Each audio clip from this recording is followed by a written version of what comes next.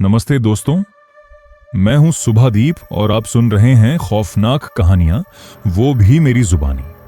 अगर आप डर के शौकीन हैं तो चैनल को सब्सक्राइब और लाइक जरूर करें, घंटी दबाना न भूलें। आज की कहानी है पुतुल बॉडी। कोलकाता की पुरानी गलियों में एक ऐसी हवेली थी जिसके बारे में लोग दिन में भी धीरे आवाज में बात करते थे।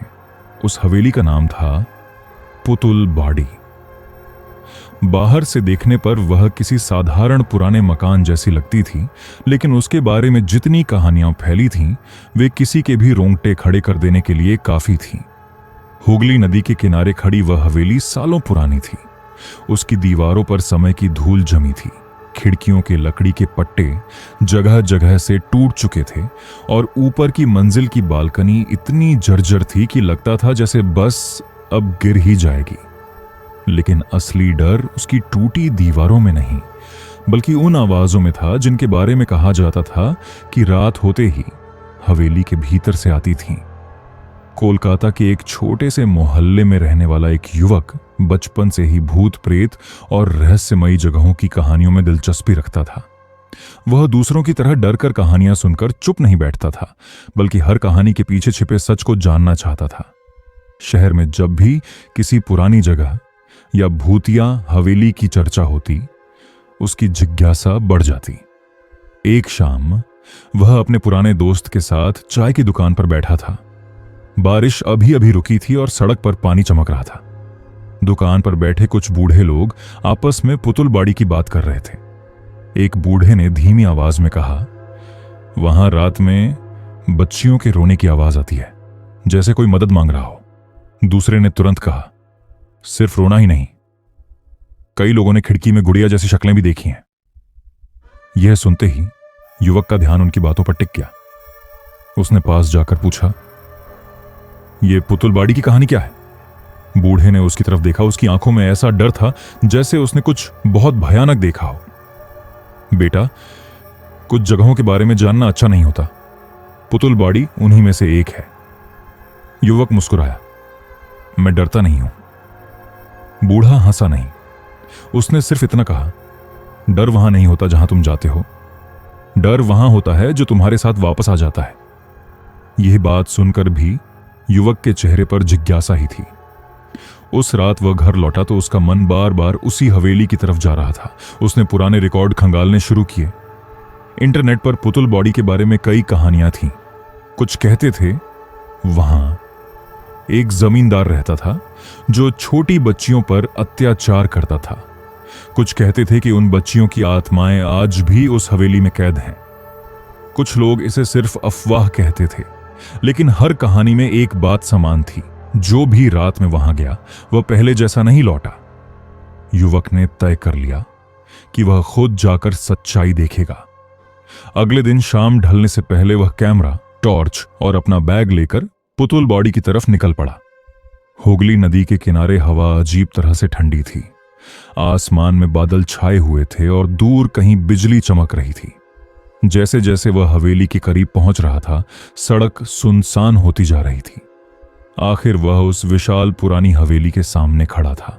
ऊंची टूटी दीवारें, जंग लगा लोहे का गेट, खिड़कियों में अंधेरा और भीतर से आती एक अजीब खामोशी। हवेली को देखकर उसके शरीर में हल्की सिहरन दौड़ गई। गेट आधा खुला था। उसने धीरे से उसे धक्का दिया। लोहे की घिसी आवाज सुनसान माहौल में गूंज उठी। अंदर आंगन में सूखे पत्ते बिखरे थे। बीच में एक टूटा हुआ फव्वारा था जिसके चारों ओर पत्थर की बनी छोटी छोटी गुड़िया जैसी मूर्तियां थीं। उनकी आंखें काली पड़ चुकी थीं। युवक ने कैमरा ऑन किया और रिकॉर्डिंग शुरू कर दी। मैं अभी पुतुल बॉडी के अंदर हूं, उसने धीरे से कहा। हवा अचानक ठंडी हो गई। उसने पीछे मुड़कर देखा। कोई नहीं था, लेकिन उसे साफ महसूस हुआ कि जैसे कोई उसकी हर हरकत देख रहा हो। वह मुख्य दरवाजे की तरफ बढ़ा। लकड़ी का बड़ा दरवाजा आधा टूटा हुआ था। अंदर घुप अंधेरा था। टॉर्च की रोशनी जैसे ही भीतर गई, सामने लंबा गलियारा दिखाई दिया। दोनों तरफ पुराने कमरे थे। दीवारों पर जगह जगह फटी पेंटिंग्स टंगी थीं। कुछ पेंटिंग्स में गुड़िया जैसी बच्चियों के चेहरे बने थे जिनकी आंखें अजीब तरह से चमक रही थीं। युवक धीरे धीरे आगे बढ़ने लगा। अचानक उसके कदम रुक गए। गलियारे के आखिर में उसे लगा जैसे कोई छोटी सी आकृति खड़ी है। उसने टॉर्च की रोशनी उस तरफ डाली। कुछ नहीं था, सिर्फ टूटी दीवार। उसने गहरी सांस ली। शायद मेरा भ्रम है, उसने खुद से कहा। वह एक कमरे में दाखिल हुआ। कमरा धूल से भरा था। कोने में पुरानी लकड़ी की अलमारी थी। फर्श पर टूटी हुई गुड़िया पड़ी थी। कुछ की आंखें गायब थीं, कुछ के हाथ टूटे हुए थे। जैसे ही उसने एक गुड़िया को टॉर्च की रोशनी में देखा, उसकी रीढ़ में ठंडक उतर गई। उस गुड़िया का चेहरा ऐसा था जैसे किसी असली बच्ची का चेहरा पत्थर में बदल दिया गया हो। उसने कैमरा करीब ले जाकर रिकॉर्ड किया। तभी कमरे के बाहर गलियारे में किसी के धीरे धीरे चलने की आवाज आई। युवक तुरंत पलटा। टॉर्च की रोशनी दरवाजे की तरफ गई, लेकिन वहां कोई नहीं था। आवाज बंद हो चुकी थी। अब उसका दिल तेज धड़कने लगा। वह कमरे से बाहर निकला। गलियारा पहले से ज्यादा अंधेरा लग रहा था। हवा में अचानक एक अजीब सी गंध फैल गई, पुरानी मिट्टी और किसी सड़े हुए चीज की। वह आगे बढ़ा ही था कि ऊपर की मंजिल से किसी भारी चीज के गिरने की आवाज आई। पूरा हवेली जैसे उस आवाज से कांप उठी। उसने टॉर्च ऊपर घुमाई। सीढ़ियों के ऊपर अंधेरे में कुछ पल के लिए उसे लगा जैसे सफेद कपड़ों में कोई खड़ा है, लेकिन बिजली चमकी और वह आकृति गायब हो गई। अब उसके चेहरे से मुस्कान पूरी तरह गायब हो चुकी थी। वह धीरे धीरे सीढ़ियां चढ़ने लगा। हर कदम पर लकड़ी कराह रही थी। ऊपर पहुंचते ही लंबा बरामदा दिखाई दिया। दोनों तरफ कमरे थे। हवा इतनी ठंडी थी कि उसकी सांस से धुंध निकल रही थी। बरामदे के आखिर में एक दरवाजा थोड़ा खुला हुआ था। अंदर से बहुत धीमी रोशनी आ रही थी। यह देखकर वह चौंक गया। इतनी पुरानी वीरान हवेली में रोशनी। वह सावधानी से उस कमरे के पास पहुंचा। दरवाजे को धीरे से धक्का दिया। कमरे के अंदर जो था उसे देखकर उसके हाथ कांप गए। पूरा कमरा घुड़ियों से भरा था। छोटी, बड़ी, टूटी, पुरानी, सैकड़ों गुड़ियां। कुछ कुर्सियों पर बैठी थीं, कुछ फर्श पर, कुछ दीवारों से टंगी हुई थीं, और कमरे के बीच में एक पुरानी लकड़ी की कुर्सी रखी थी। उस कुर्सी पर एक बड़ी गुड़िया बैठी थी। उसका चेहरा बाकी गुड़ियों से अलग था। ऐसा लग रहा था जैसे वह मुस्कुरा रही हो। युवक धीरे धीरे आगे बढ़ा। उसने कैमरा उस गुड़िया की तरफ किया, तभी कैमरे की स्क्रीन अपने आप बंद हो गई। टॉर्च की रोशनी झिलमिलाने लगी। कमरे की हवा अचानक और ठंडी हो गई। उसने जल्दी से कैमरा चेक किया। बैटरी पूरी थी। फिर भी कैमरा बंद। उसी पल उसके कान के बिल्कुल पास किसी बच्ची की बहुत धीमी फुसफुसाहट सुनाई दी। हाँ, यहां से चले जाओ। युवक का पूरा शरीर जम गया। उसने कांपते हुए पीछे मुड़कर देखा। कमरे में कोई नहीं था, लेकिन अब सभी गुड़ियों के चेहरे उसी की तरफ मुड़े हुए थे। युवक की सांस गले में अटक गई। कुछ पल पहले तक गुड़ियों के चेहरे अलग अलग दिशाओं में थे, लेकिन अब कमरे की हर गुड़िया की काली बुझी हुई आंखें उसी की तरफ टिकी थीं। उसके हाथ कांपने लगे। उसने खुद को समझाने की कोशिश की कि यह सिर्फ उसका भ्रम है। शायद डर की वजह से उसे ऐसा लग रहा हो। उसने टॉर्च की रोशनी एक एक गुड़िया पर डाली। सभी बिल्कुल स्थिर थीं, लेकिन उस कमरे की खामोशी अब पहले जैसी नहीं थी। ऐसा लग रहा था जैसे वहां सैकड़ों लोग बिना आवाज किए सांस ले रहे हों। युवक ने पीछे हटना शुरू किया। उसका पैर फर्श पर पड़ी एक टूटी गुड़िया से टकराया और वह गिरते गिरते बचा। उसी क्षण कमरे के बीच वाली बड़ी गुड़िया की गर्दन धीरे धीरे एक तरफ झुक गई। युवक की आंखें फैल गईं। उसने टॉर्च की रोशनी सीधे उसके चेहरे पर डाली। गुड़िया का वही मुस्कुराता चेहरा, लेकिन अब उसकी आंखें खुली हुई थीं, काली, गहरी और बिल्कुल जीवित इंसान जैसी। युवक चीखते हुए कमरे से बाहर भागा। बरामदे में निकलते ही उसने पीछे मुड़कर नहीं देखा। उसके कदम तेजी से सीढ़ियों की तरफ बढ़ रहे थे, लेकिन तभी ऊपर पूरे बरामदे में बच्चियों की धीमी हंसी गूंजने लगी। एक नहीं, कई आवाजें, जैसे अंधेरे में बहुत सारी बच्चियां उसे देखकर हंस रही हों। उसके पैरों की रफ्तार और तेज हो गई। वह सीढ़ियां उतरने लगा। तभी अचानक उसके सामने नीचे वाले हॉल में टॉर्च की रोशनी पड़ी और वह वहीं रुक गया। मुख्य दरवाजे के सामने कोई खड़ा था, छोटी सी आकृति, सफेद कपड़ों में, लंबे बाल, चेहरा ढके हुए। युवक की सांस रुक गई। उसने कांपती आवाज में कहा, कौन है? कोई जवाब नहीं। आकृति बिल्कुल स्थिर खड़ी रही। उसने एक कदम नीचे रखा। अचानक बिजली चमकी। बस एक पल के लिए हॉल रोशनी से भर गया और उस रोशनी में उसने देखा, वह कोई बच्ची नहीं थी, वह एक गुड़िया थी, लेकिन इंसान जितनी बड़ी। उसका चेहरा टूटा हुआ था, आंखों की जगह काले गड्ढे थे और होंठ ऐसे फैले हुए थे जैसे कोई दर्दनाक मुस्कान जम गई हो। अगले ही पल अंधेरा वापस छा गया। युवक घबरा गया। उसने टॉर्च की रोशनी फिर डाली। वहां कुछ नहीं था। हॉल खाली था। अब उसकी हालत खराब हो चुकी थी। उसे लग रहा था कि यह हवेली किसी जिंदा चीज की तरह उसके साथ खेल रही है।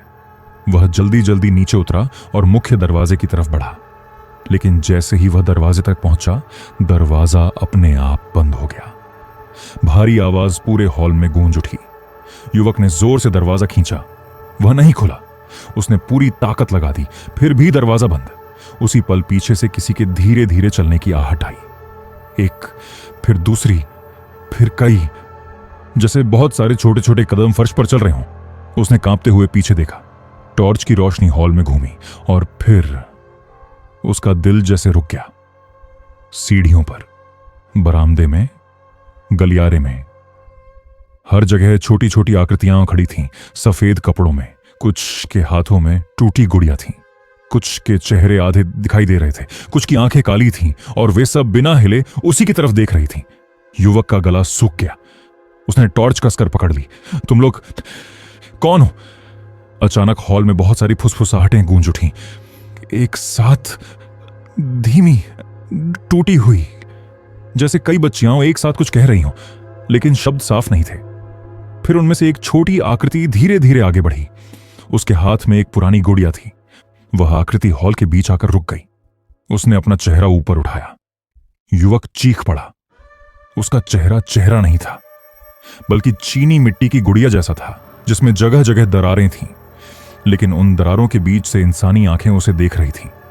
आकृति ने बहुत धीमी आवाज में कहा, हम बाहर नहीं जा सकते। युवक पीछे हट गया। क्यों? बाकी सारी आकृतियां एक साथ थोड़ा आगे बढ़ीं। हवा अचानक बर्फ जैसी ठंडी हो गई। फिर वही आवाज आई, उसने हमें यहीं रखा। किसने? युवक ने कांपते हुए पूछा। अचानक पूरा हॉल कांप उठा। ऊपर से किसी भारी चीज के घसीटे जाने की आवाज आने लगी। फर्श की लकड़ी चरमराने लगी। सभी छोटी आकृतियां एक साथ डर कर पीछे हट गईं। उनके चेहरों पर पहली बार डर दिखाई दिया। एक बच्ची जैसी आवाज फुसफुसाई। वह जाग गया। युवक समझ नहीं पाया, लेकिन अगले ही पल ऊपर दूसरी मंजिल के अंधेरे बरामदे में किसी बहुत लंबे आदमी की परछाई दिखाई दी। इतनी लंबी कि उसका सिर छत को छू रहा था। उसका शरीर अंधेरे में घुला हुआ था। बस दो चमकती आंखें दिखाई दे रही थीं। युवक की टॉर्च हाथ से छूटते छूटते बची। सारी छोटी आकृतियां एक साथ फर्श पर बैठ गईं, जैसे किसी से डरकर छिप रही हों।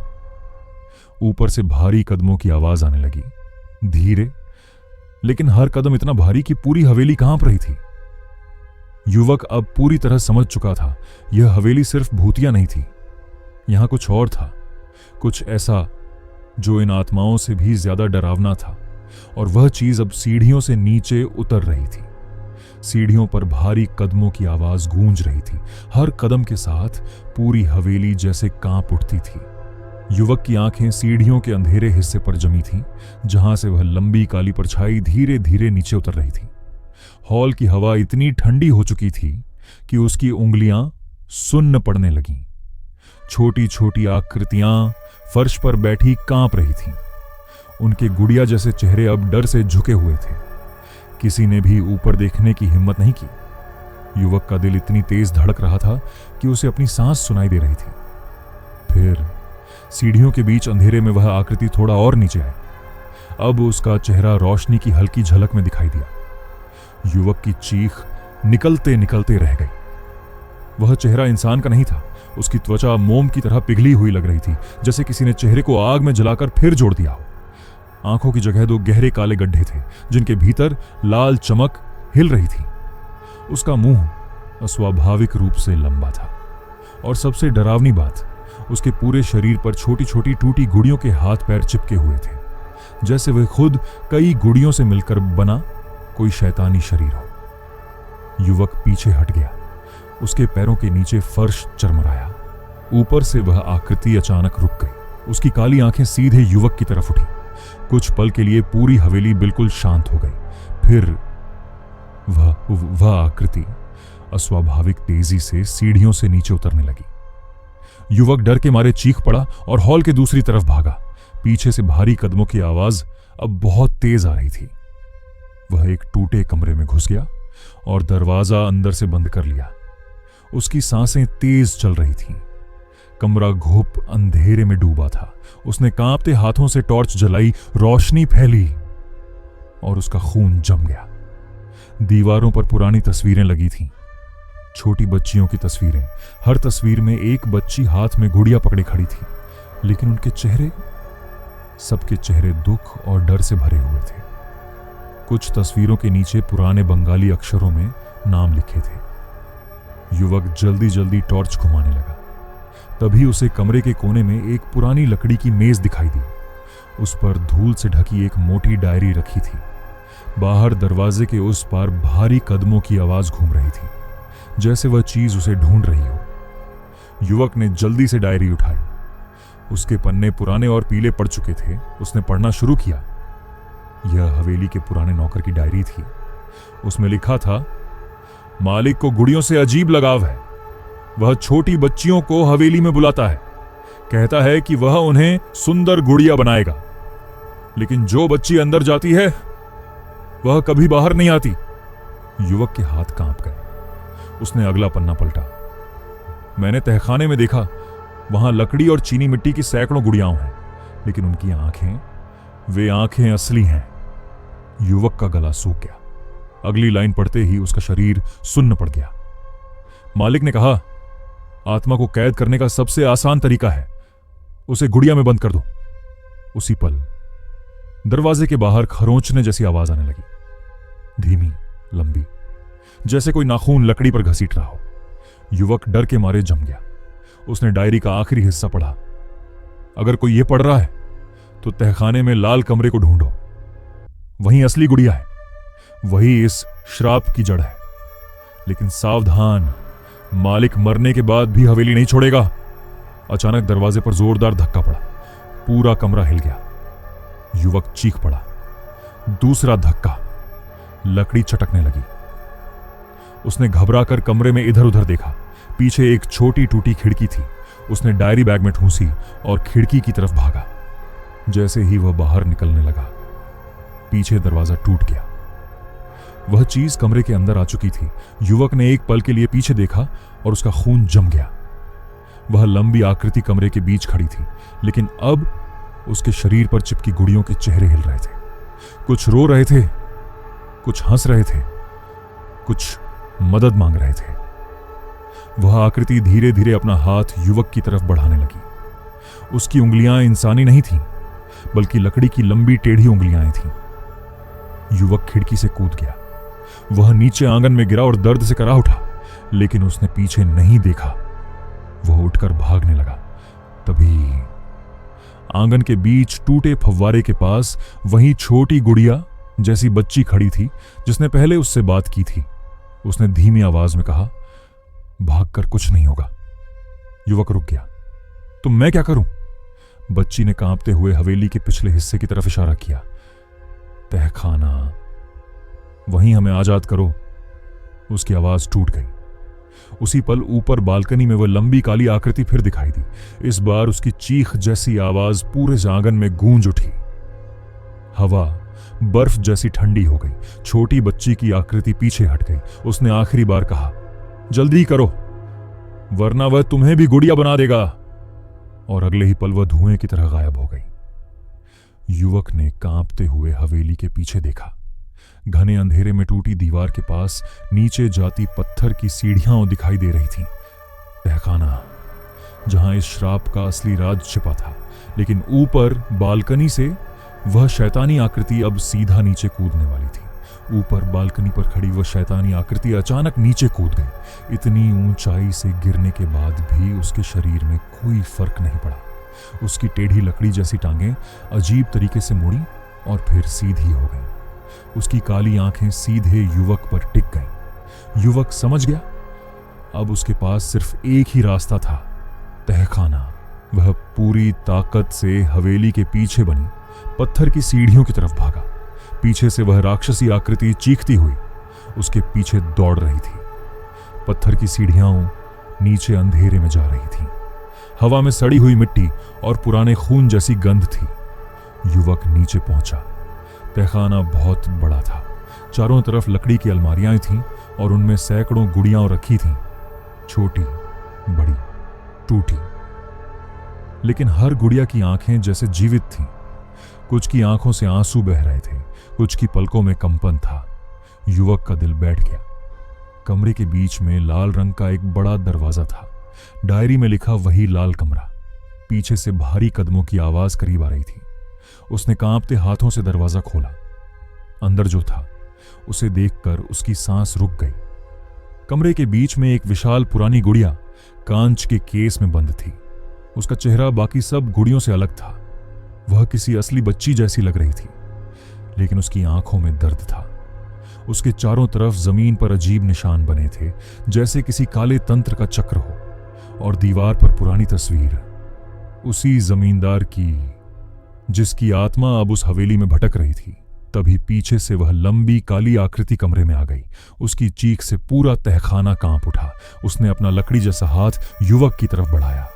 युवक पीछे हट गया।